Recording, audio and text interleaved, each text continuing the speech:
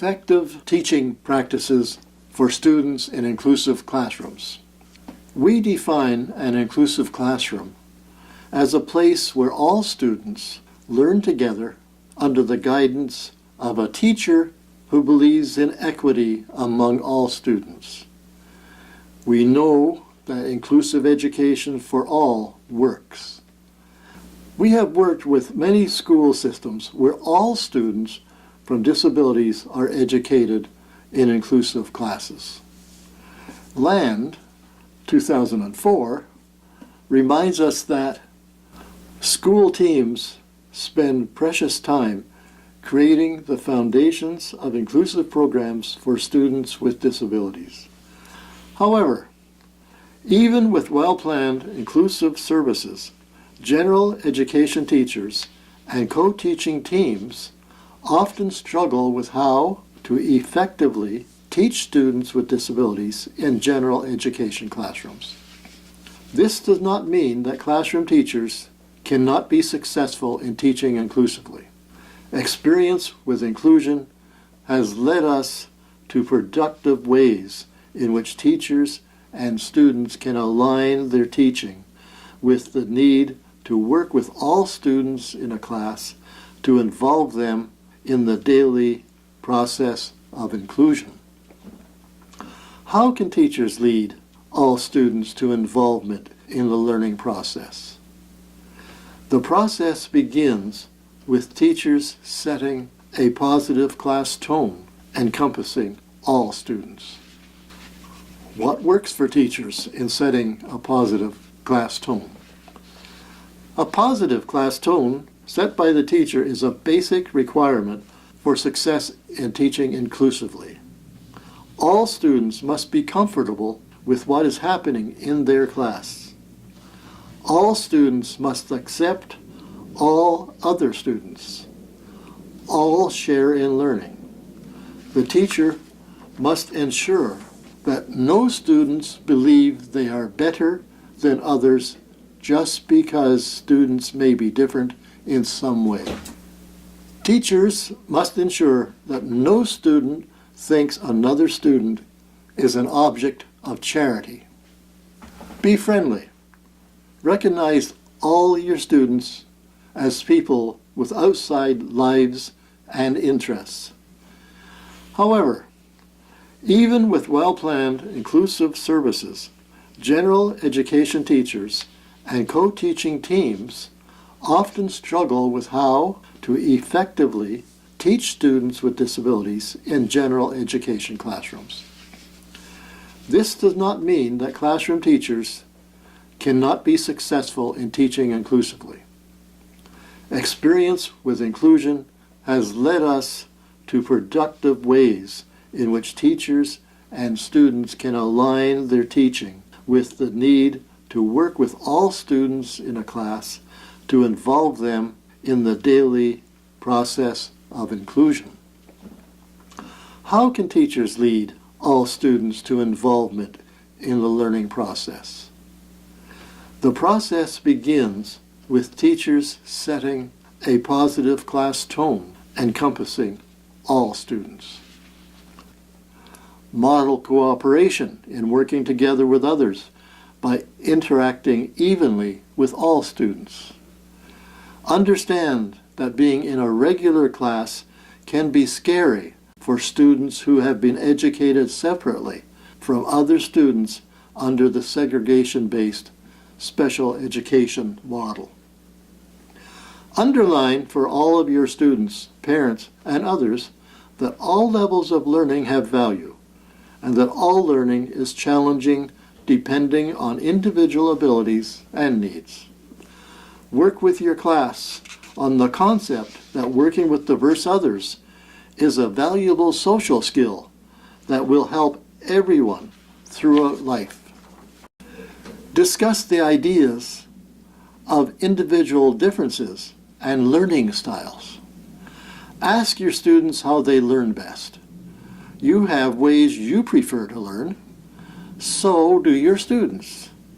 Do not expect your students to be able to learn your way.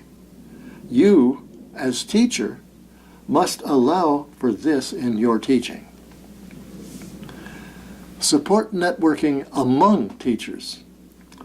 The teacher is one of many with the desire to be fair to all of his students. Too often, school principals forget to encourage teachers to support each other, to share their ideas and their worries. We have learned that strong leadership at all levels of education is a valuable support. Here are a few ideas on how teachers can network. Support networking is based on the premise that everyone has the capabilities, strengths, gifts, and talents which will support them in teaching all students, including those who are labeled as having disabilities. Colleagues can be called on to provide support and assistance to their fellow teachers. Just discussing problems and solutions with them can work wonders. Support networking, where all people are involved in helping and supporting one another in both formal and informal support arrangements. Relationships are reciprocal, rather than some people always being helpers for others, and these others always being helped. Natural supportive relationships in which individuals support one another as peers, friends, and colleagues are as important in providing professional support as are outside experts called in to help solve problems. A focus on natural supports helps connect people in classrooms and school communities, and therefore fosters successful communities. Questions to ask yourself while teaching. What are the most important points in a lesson for all students?